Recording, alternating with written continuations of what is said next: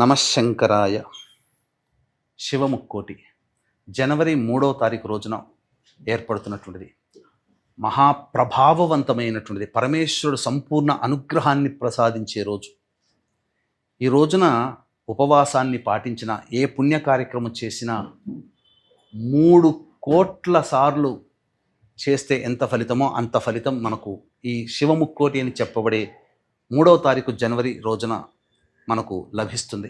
ముఖ్యంగా వివాహం కాని అబ్బాయిలు అమ్మాయిల కోసమై ఈ రోజున మీరు కండ చక్కెర లేదా మిశ్రి కానీ బాగా దంచి పొడి చేసి ఆ యొక్క పొడిని నీటిలో వేసి ఆ నీటితో ఈశ్వరునికి అభిషేకం చేసి గన్నేరు పూలు లేదా మల్లెపూలతో ఈశ్వరునికి అర్చన చేయండి. ఈ రోజున విశేషముగా సంవత్సరానికి ఒక్కరోజు మాత్రమే ఉత్తర ద్వారం గుండా శివాలయంలో ప్రవేశము, శివదర్శన భాగ్యం కలుగుతుంది.